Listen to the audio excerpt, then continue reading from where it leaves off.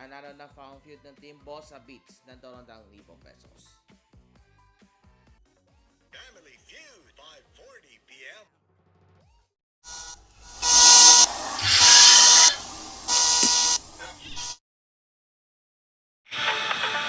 Welcome to my episode that is called Nagmamano pa. That's okay.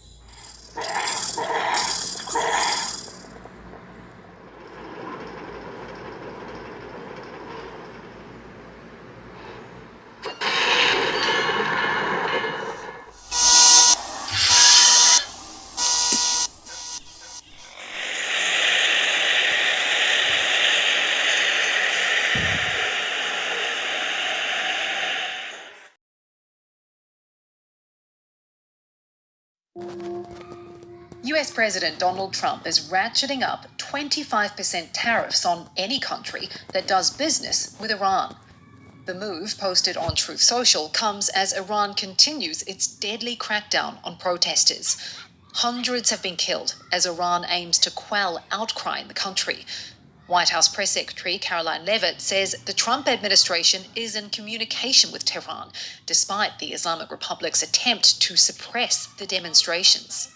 What you're hearing publicly from the Iranian regime is quite differently from the messages the administration is receiving privately, and I think the president has an interest in exploring those messages. One of Trump's options is military strikes, but as our White House reporter Steve Holland explains, that's not the only option. Now, we are told that the options include other things like boosting anti-government sources online, use of cyber weapons against Iranian military and civilian sites, and putting more sanctions on the regime. The cyber attacks could include trying to shut down various buildings, infrastructure in Iran, but the Iranian regime has cut off internet access to the citizens there. So that may be of limited use.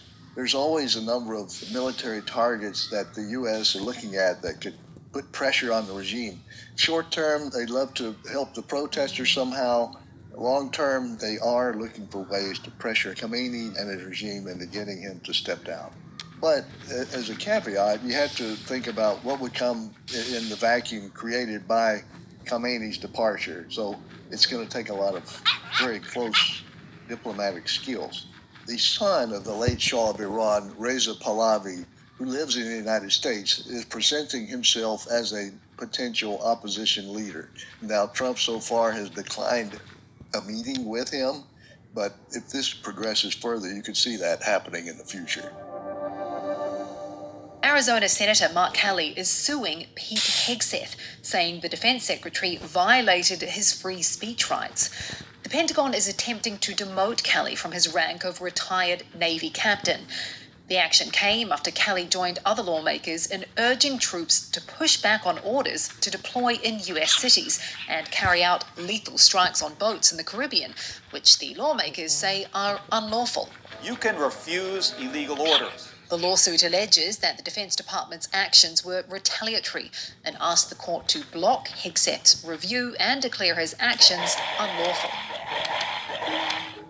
And the legal action against the Trump administration doesn't end there. Next up, Minnesota's Attorney General has announced his state is filing a lawsuit to block a surge of ICE officers following the fatal shooting of Renee Good last week. Lawsuit we're filing against the United States Department of Homeland Security to end the unlawful, unprecedented surge of the federal law enforcement agents into Minnesota. The lawsuit also names U.S. Homeland Security Secretary Kristi Noem and asks a federal court in Minnesota to declare the surge unconstitutional and issue a temporary restraining order.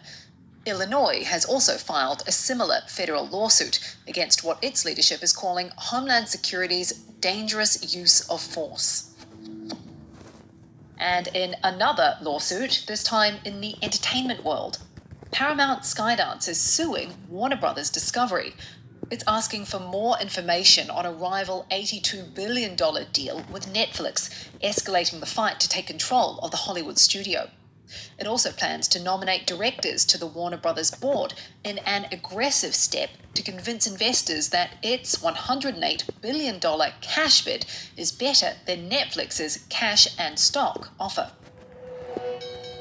The Trump administration's move to open a criminal investigation into Federal Reserve Chair Jerome Powell has sparked fierce condemnation from 3 people who previously held the job. Janet Yellen, Ben Bernanke, and Alan Greenspan joined with other former government economic leaders in condemning the probe. They say in a statement that interference with central bank independence is often seen in emerging market countries with weak institutions. And they warn that interference leads to, quote, highly negative consequences for inflation and the functioning of their economies more broadly. For more, we've got Amanda Cooper from our sister Markets podcast, Morning Bid. Hi, Kim. That's right. It is indeed unprecedented to have these 3 former chairs speak out against the attacks on Fed independence. Crucially, they point to the impact that it could have on inflation and how this might make the Fed even less likely, or give the central bank rather, even less room to cut rates as President Trump wishes. We know that affordability is front of mind for him right now and the impact that those high prices are having on consumers. So today's CPI report for December is going to be under even closer scrutiny than usual, I think, for markets. Thanks, Amanda. You can always catch Morning Bid wherever you get your podcasts. The Supreme Court hears arguments today on whether states can ban transgender athletes from female sports teams. The states behind the bans in the cases in question, Idaho and West Virginia, argue this is about fairness for biological women in sports. The challengers say these bans are discriminatory. Supreme Court reporter Andrew Chung will be at the hearing.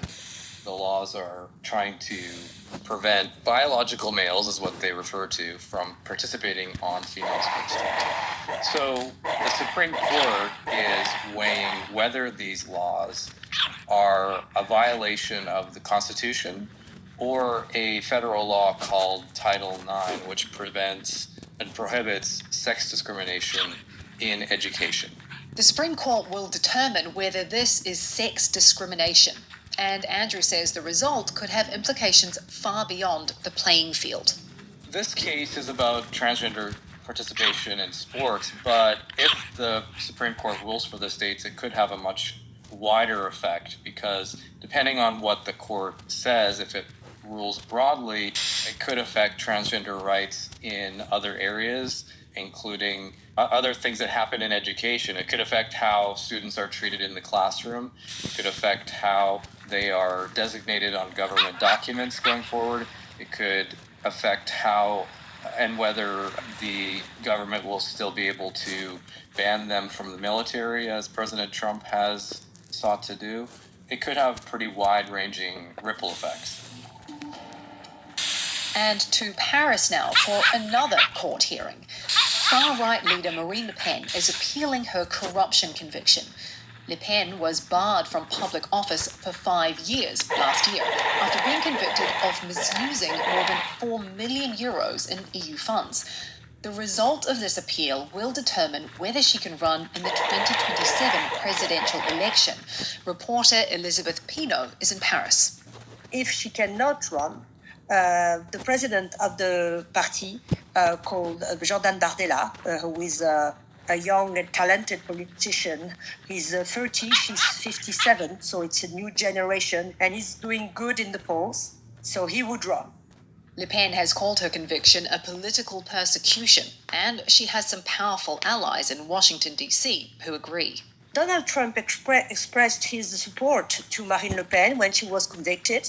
He put a message on Truth Social saying that she had all his support, and that he was also criticizing the French justice. And, Marine Le Pen did not really react to that support, saying that there is no interference from the US and that she's independent. And Jordan Bardella repeated it today, saying that, there was no interference from the US. Officially, the National Rally refused this help. They didn't want any help, but there is definitely an interest by the Trump administration into this trial.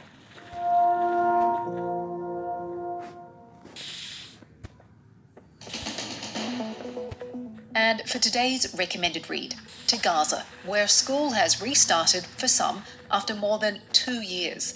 Some 400 children are attending lessons in a makeshift school set up in plastic tents among the ruins, and their learning is interrupted by regular gunfire and explosions from the so-called Yellow Line held by Israeli forces. There's a link to that story in the description. For more on any of the stories from today, check out Reuters.com or the Reuters app. Don't forget to follow us on your favorite podcast player. If you're listening on a smart speaker, just ask for the latest news from Reuters 7 days a week. We'll be back tomorrow with our daily headline show.